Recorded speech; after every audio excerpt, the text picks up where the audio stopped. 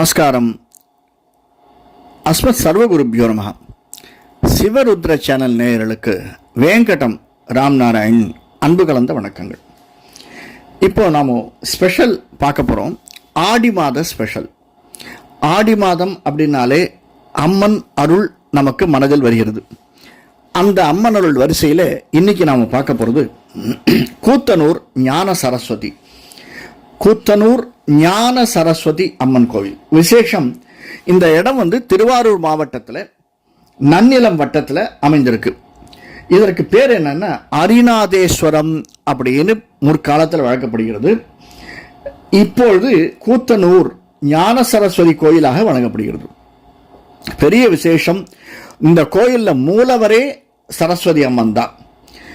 இன்னொரு விசேஷமாக சொல்லக்கூடியது, நர்தன விநாயக பெருமானுக்கு சந்நிதி இருக்கு. சிவபெருமானையும் விநாயக பெருமானையும் பிரம்மதேவனையும் வணங்குவதற்காக இந்த கோவில் ஏற்பட்டதாக அமைந்திருக்கிறது. ஏன்னா பிரம்மனுடைய மனைவிதான் சரஸ்வதி.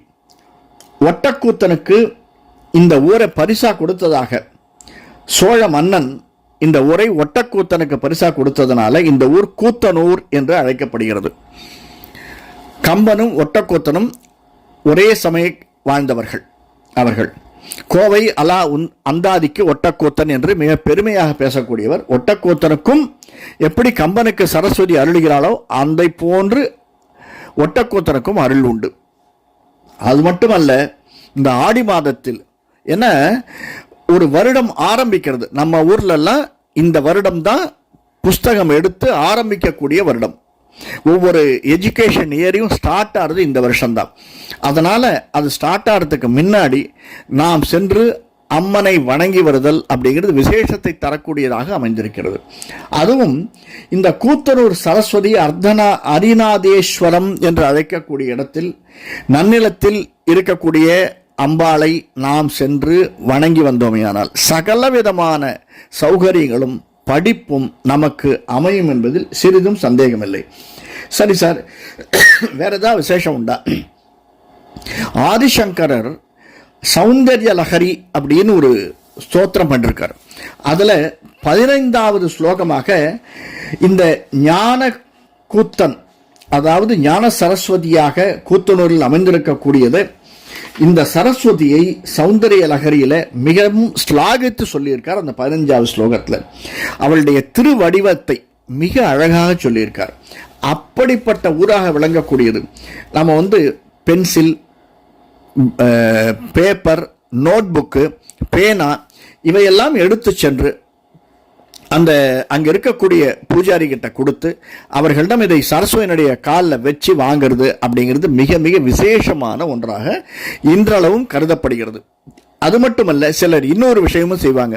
ஏன்னா வருஷம் ஆரம்பிக்கிறது நன்றாக படிக்கணும் அப்படிங்கிறதுனால அந்த கோவிலை ஒரு 4 சுற்றுக்கள் சுற்றி வந்து அங்கே அமர்ந்து ஒரு புஸ்தகத்தில் ஒரு 4-5 வரிகள் ஸ்டார்ட் பண்ணுறது, ஆரம்பிப்பது என்பது அந்த அம்மன் நமக்கே அதை ஆரம்பித்து வைத்தார் போல ஒரு செய்தியை குறிப்பிடுவதாக இந்த தலம் அமைந்திருக்கிறது.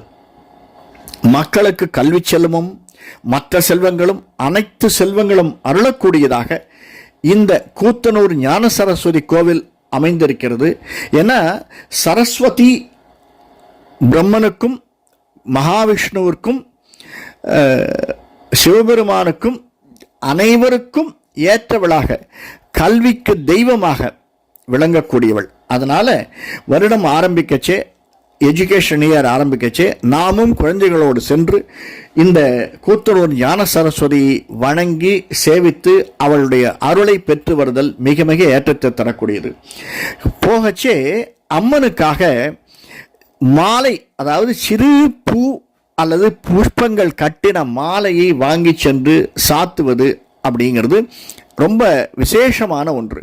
சார் அதுலேயே எந்த மாலை சார் ரொம்ப விசேஷம் அப்படின்னா சிவப்பு மாலை அல்லது வெண். ஏன்னா அம்மன் அமர்ந்திருப்பது வெண் தாமரை அல்லது செந்தாமரை.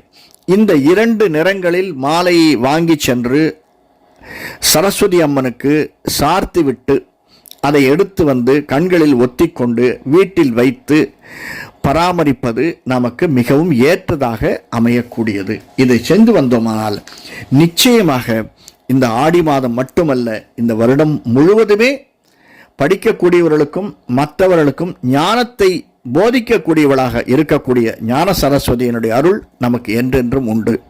நன்றி, வணக்கம்.